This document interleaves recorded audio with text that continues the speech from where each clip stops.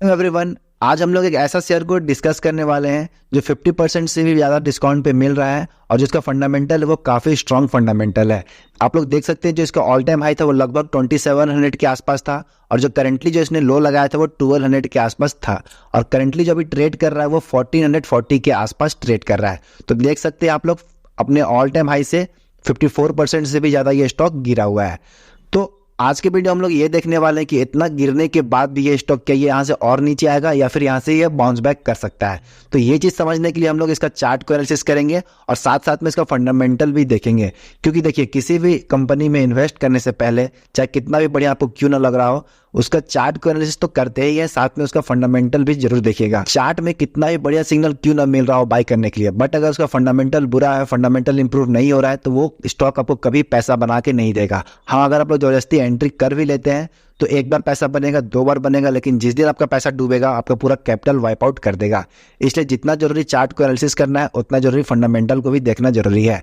तो आज के वीडियो हम लोग इसका चार्ट को बहुत ही ईजी लैंग्वेज में, बहुत ही ईजी वे में हम लोग इसका चार्ट को एनालिसिस करने वाले, देखने वाले कि क्या कह रहा है चार्ट, और इसके बाद हम लोग इसका फंडामेंटल भी तुरंत में देख लेंगे कि फंडामेंटल कैसा है, इसका फंडामेंटल इंप्रूव हो रहा है कि नहीं हो रहा है। ठीक है, तो वीडियो को एंड तक देखिएगा और अभी तक हमारे चैनल को सब्सक्राइब नहीं किए तो प्लीज सब्सक्राइब एंड लाइक कर दीजिए और अपने फ्रेंड में शेयर जरूर कीजिएगा। तो आ जाना है आपको ट्रेडिंग व्यू साइट, उसके बाद आपको टाइम फ्रेम जो रखना है वन डे का टाइम फ्रेम रखना है, जैसे कि मैंने वन डे का टाइम फ्रेम चूज कर लिया।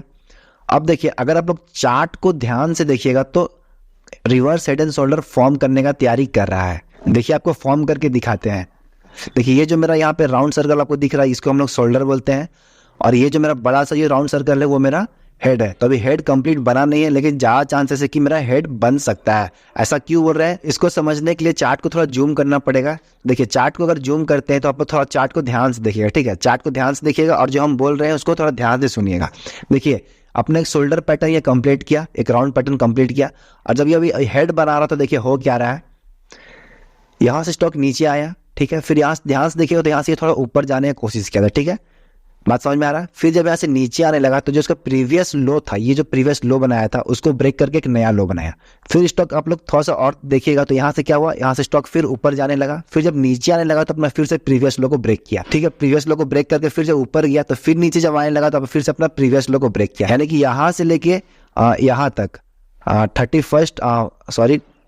28 मार्च यही आसपास तक, इस आसपास तक क्या हुआ कि अपना प्रीवियस लो को ये ब्रेक करके आ रहा था। जो भी इसका लो बन रहा था उसको ब्रेक करके नया लो बनाते जा रहा था। ठीक है, और अपना जो हाई था उसका जो प्रीवियस हाई था उसको ब्रेक नहीं कर पा रहा था।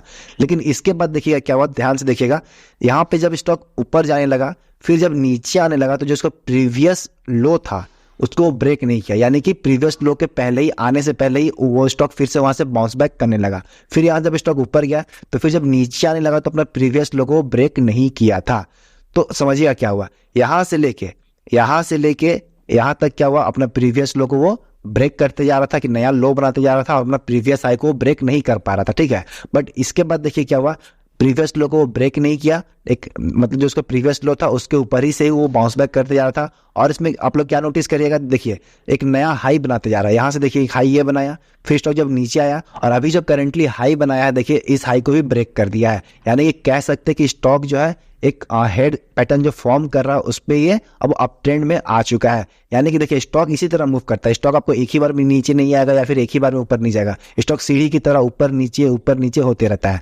और देखिए जो ये ब्लू लाइन बना है वो क्या है, अभी एक सपोर्ट का काम कर रहा है। यानी कि स्टॉक इससे यहीं पे इसी लाइन पे आके बार बार बाउंस बैक कर रहा है। एक बार यहाँ से किया, एक बार यहाँ से किया, एक बार यहाँ से किया, यानी कि ये जो है अभी स्ट्रॉन्ग सपोर्ट का काम कर रहा है। अगर इसको ब्रेक कर देता है तो कह सकते हैं कि स्टॉक और डाउनफॉल दिखा सकता है, लेकिन ज्यादा चांसेस नहीं कि इसको ब्रेक करेगा। इसी को सपोर्ट ले लेकर स्टॉक एक पैटर्न कंप्लीट करेगा। ठीक है, तो देखिए स्टॉक अब जो है कह सकते हैं कि अप ट्रेंड में आ गया है, तो आप लोग बाई कर सकते हैं क्योंकि स्टॉक अप ट्रेंड में है। यहाँ से आप लोग बाई कर सकते हैं। देखिए ऐसा नहीं कि आप लोग आज बाई कीजिएगा तो कल से आपका स्टॉक बढ़ने लगेगा, हो सकता है यहाँ से 2-4% और नीचे आ सकता है, लेकिन आपको ये ब्लू लाइन को ध्यान देना है। यानी कि लगभग जो इसका प्राइस आ रहा है मेरा 1330-40 के आसपास आ रहा है। अगर इससे नीचे आता तो कह सकते हैं कि स्टॉक और डाउनफॉल दिखा सकता है, लेकिन ज्यादा चांसेस है कि यहाँ से आने के बाद ये यहाँ से बाउंस बैक करेगा। अगर देखिए आप लोग यहाँ पे इन्वेस्ट करते हैं तो इसका जो मेरा पहला टारगेट रहेगा वो लगभग रहेगा, पहला टारगेट मेरा 2000 के आसपास। ठीक है, 1990 से लेकर 2000 के आसपास रहेगा।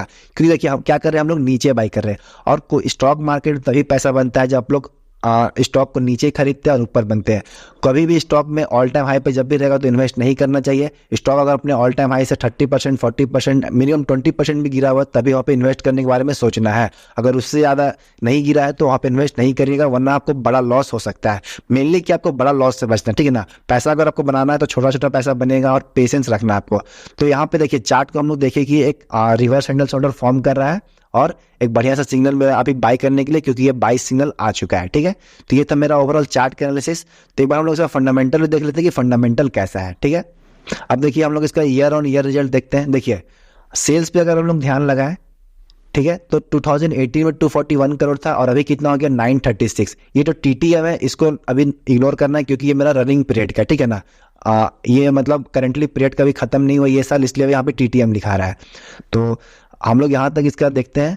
तो मार्च 2018 में 241 करोड़ था और अभी कितना है 936 करोड़। कह सकते हो ऑल टाइम हाई पे। देखिए ऑल टाइम हाई पे इसका सेल्स है। ऑपरेटिंग प्रॉफिट देखे तो ऑल टाइम हाई पे 403 करोड़।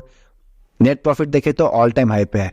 तो यानी कि सब कुछ इसका sales, operating profit, net profit all time high पे है। बट इसका शेयर प्राइस देखिए अपने ऑल टाइम हाई से 50% गिरा हुआ है। तो ये कह सकते हैं कि गोल्डन अपॉर्चुनिटी यहाँ पे इन्वेस्ट करने का। अगर आप लोग यहाँ पे अभी इन्वेस्ट करते हैं तो मिनिमम आपको यहाँ पे 40% का लगभग प्रॉफिट हो सकता है। हाँ बिल्कुल 40% का आप लोगों को ईजिली प्रॉफिट हो सकता है बहुत ही कम टाइम में। इसलिए आप लोग यहाँ पे इन्वेस्ट करके चल सकते हैं। फंडामेंटल भी इसका काफ़ी बढ़िया, सब कुछ ऑल टाइम हाई पे है। इसका अगर थोड़ा सा और डिटेल में जाए तो देखिए ROC देखिए 44.5% है, ROE देखिए 33.2% है। तो काफ़ी बढ़िया इसका ROC एंड ROE है। डेप्ट की बात करें तो डेप्ट फ्री कंपनी कह सकते हैं 3.12 करोड़ को मायने नहीं रखता है, छोटा मोटा डेप्ट है, चलता है इतना। तो डेप्ट फ्री कंपनी है। इसका जो प्रॉफिट एंड लॉस है, sales, operating profit, net profit सब कुछ ऑल टाइम हाई पे है। तो ओवरऑल देखें तो चार्ट में तो कह रहा है सिग्नल की बाई करने के लिए। फंडामेंटल काफ़ी स्ट्रांग है, तो आप लोग आंख बंद करके इस पे इन्वेस्ट कर सकते हैं।